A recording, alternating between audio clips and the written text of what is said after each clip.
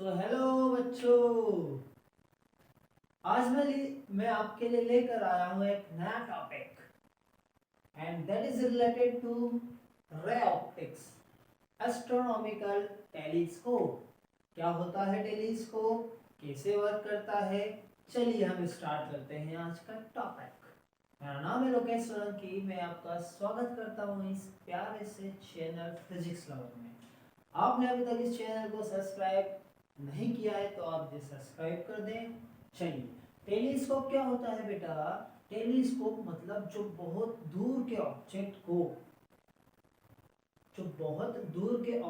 को बहुत पास में हमें बताता है, उसे हम कहते हैं टेलीस्कोप।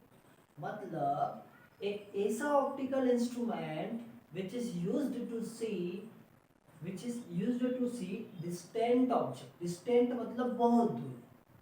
तो जितने भी ऑब्जेक्ट बहुत दूर होते हैं उन्हें देखने के लिए हम किसका यूज करते हैं? टेलीस्कोप का करते हैं। एस्ट्रोनॉमिकल मतलब ये प्लैनेट्स स्टार्स को देखने के लिए, उनकी स्टडी करने के लिए यूज किया जाता है। ठीक है, ओके। तो इसमें मेन पॉइंट्स जो है, it is an optical instrument which is used to see the distant object. आई बात समझ में? अब यहाँ पर एल नॉट है बेटा, ऑब्जेक्टिव लेंस। एल नॉट क्या है? यहाँ पर ऑब्जेक्टिव लेंस है जिसकी फोकल लेंथ क्या होगी? बहुत ज्यादा होगी। It's focal length is very large, क्योंकि ये लार्ज एपर्चर का होगा, इसका साइज बड़ा होगा। साइज बड़ा होने की वजह से इसकी जो फोकल लेंथ होगी वो भी ज्यादा होगी। दूसरा जो लेंस हम लेते हैं that is the eye lens, and ये भी एक टाइप का कॉन्वेक्स लेंस होता है। इसकी फोकल लेंथ क्या होती है? स्मॉल होती है। ओके, अब ये वर्क कैसे करता है? Suppose we want to see a star, then we will use this. So first we use the telescope। ठीक है, मीन्स रे ऑफ लाइट कहाँ से आ रही है बेटा? स्टार से आ रही है, प्लैनेट से आ रही है। ठीक है, रे ऑफ लाइट कहाँ से आ रही है? प्लैनेट से आ रही है, स्टार से रे ऑफ लाइट आएगी। तो ये क्या करेगा? इसे, इसकी जो इमेज बनाएगा, because when the rays of light coming from the infinity, its image is formed at the focus। उसकी इमेज कहाँ बनती है? प्रिंसिपल फोकस पर बनती है। ओके, ठीक है। ये इसकी इमेज कहाँ पर बन रही है? पी डैश क्यू डैश पर बन रही है, एफ नॉट पर बन रही है। और जो क्या है? इसकी फोकल लेंथ है। ठीक है सर, मान लेते हैं। फिर हमें क्या करना है? We have to adjust the second lens. We have to adjust this second lens in such a way कि its image of first lens is formed between FE and O। हमें क्या करना है? हमें we have to adjust second lens in such a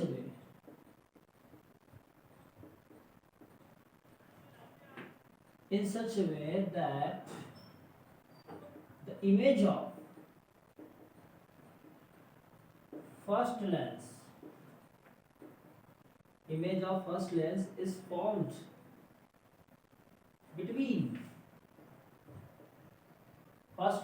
formed between FE and O dash। ठीक है, means इसकी image FE और O dash के बीच में बननी चाहिए, तभी हमें क्या होगा? then we can easily see object at least distant of distinct vision। अब ये क्या होता है? least distant of distinct vision is the position of the final image। ये फाइनल इमेज की पोजीशन होती है जहां पर हमें इमेज क्लियरली दिखाई देती है। ठीक है, जैसे नॉर्मल आई के लिए least distant of distinct vision is at 25 centimetre. कितने सेंटीमीटर पर होता है? 25। मीन्स इस पेन को अगर मुझे क्लियरली देखना है तो 25 centimetre near by least distant of distinct vision होती है। ओके, सिमिलरली यहाँ पर भी इसे हमें ऐसे एडजस्ट करना है कि हम आई से क्या कर सके? हम इस इमेज को देख सके। कहाँ पर? List distant of distinct vision पर देख सके। ओके, तो आई बात समझ में बेटा? चलिए, अब हम इसके बात करते हैं मैग्नीफाइंग पावर की, ठीक है। Magnifying power of astronomical telescope. Magnifying power क्या होता है? Magnifying power, magnifying power is the ratio, ये क्या होता है बेटा? It is ratio of the angle subtended, angle subtended by the final image on the eye to the angle subtended by the object, ठीक है। मतलब ये किसका रेशियो होता है? Angle subtended at the eye by the final image,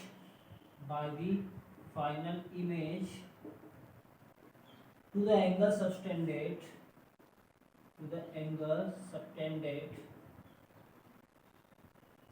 by the object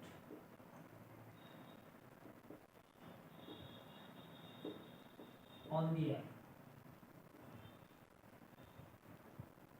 मतलब जो angle final image I पर बना रही है और जो एंगल ऑब्जेक्ट आई पर बना रहा है, उन दोनों का रेशियो क्या कहलाता है? Magnifying power. इट मीन्स कहने का मतलब ये है कि एंगुलर मैग्निफिकेशन कितना है, हम कितनी डिस्टेंस तक उस ऑब्जेक्ट की फाइनल इमेज को देख सकते हैं, वो भी क्लियरली। ओके, तो ये क्या होता है बेटा? m होता है बीटा अपॉन अल्फा, ठीक है। जब व्हेन अल्फा इज स्मॉल, ये जब बहुत स्मॉल होगा तो अल्फा को हम लिखेंगे 10 alpha and beta can be return us 10 beta. Beta को भी क्या लिख देंगे हम?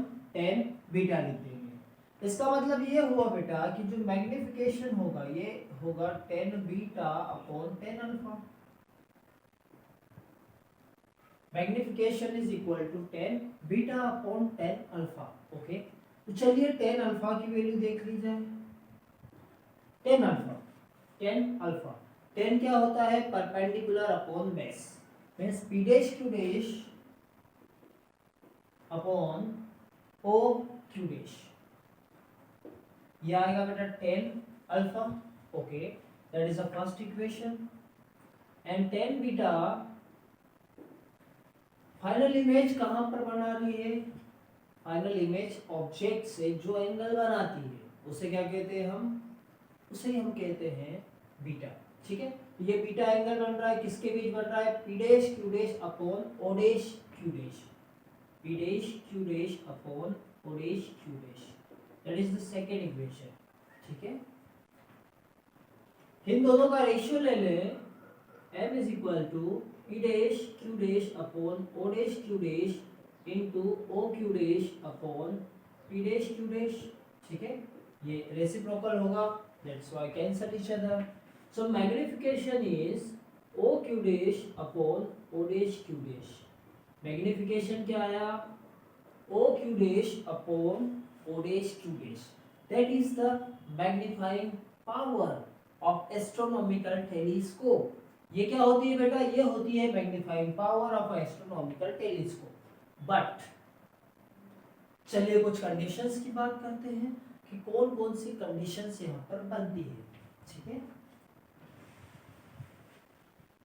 वीडियो को पॉज कर ले और राइट डाउन। अब ओ क्यू डैश कितना है? ओ क्यू डैश ये है फोकल लेंथ की distance F nought, and O dash Q dash कितना है बेटा? ओ डैश क्यू डैश है हमारे पास O dash Q dash is equal to U E, ठीक है। और ये हमेशा नेगेटिव आता है। Object distance is always negative because it is always left side of the optical centre, ठीक है। तो मैग्नीफाइंग हमें यहां से मिलेगा F nought upon minus of U E, ठीक है, F nought upon minus of U E. चलिए फर्स्ट केस,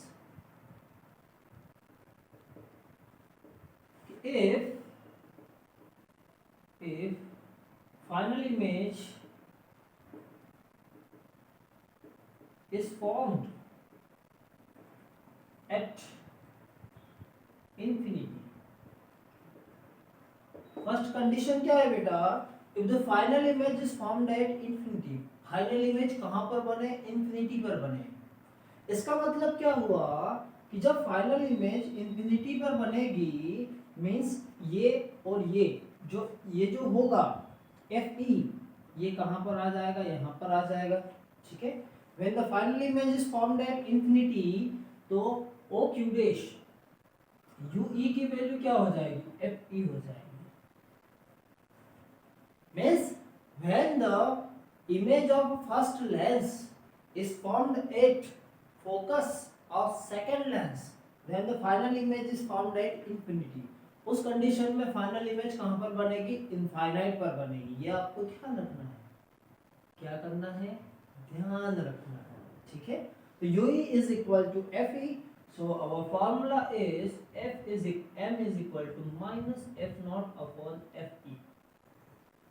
ठीक है, that is the final formula. You have to remember, ये आपको ध्यान रखना है। चलिए लिख लें, फिर हम बात करते हैं। If the final image is formed at least distant of distinct reason.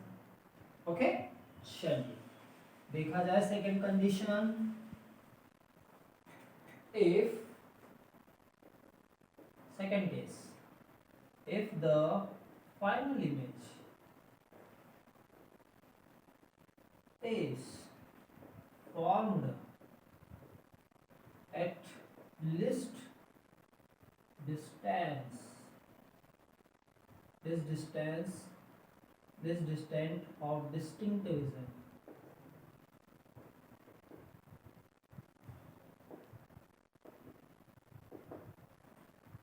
जब फाइनल इमेज कहां पर बनेगी बेटा? List distant of distinct vision पर बनेगी।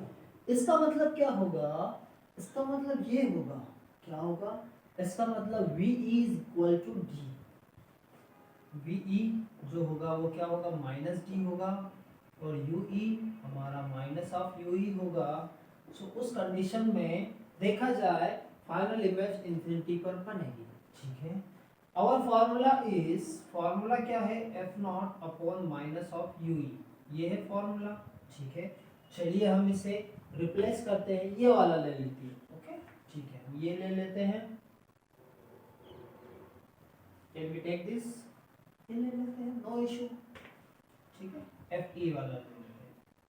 चलिए, तो हमें क्या, हमें पता है 1/v is equal to 1/v minus 1/u is equal to 1/fe।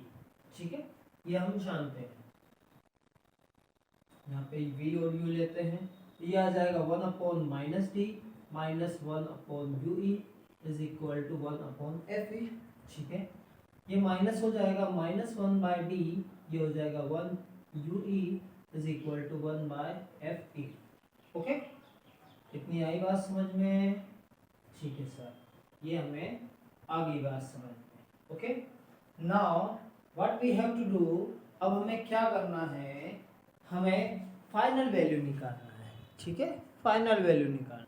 चलिए कैसे निकालें? यहाँ से 1/UE की वैल्यू निकालते हैं। किसकी वैल्यू? 1/UE। तो क्या होगा 1/UE?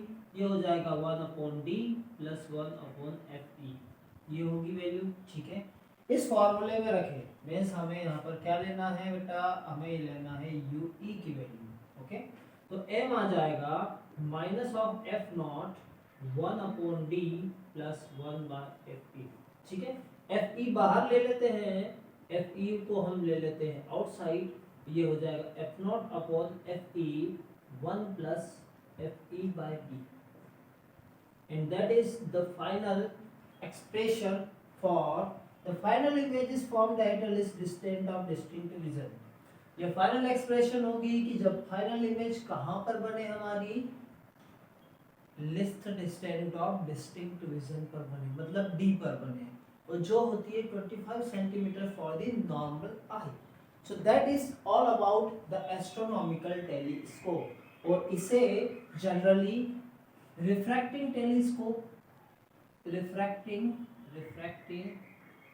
टेलीस्कोप भी कहा जाता है। क्या कहा जाता है?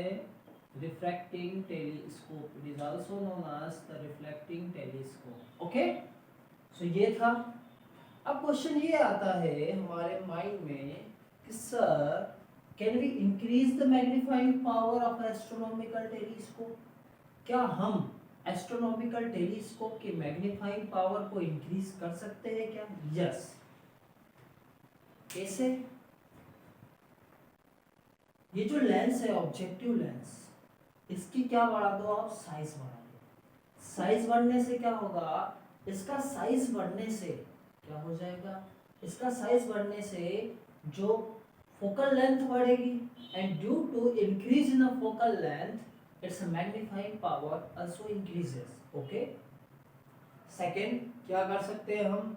सेकंड हम ये कर सकते हैं कि जो आई लेंस है इसको और छोटा कर लिया जाए, आई लेंस को स्मॉल कर लिया जाए, and due to the decrease of the focal length of eye lens magnifying power of astronomical telescope also increases. Okay, so आई बात समझ में?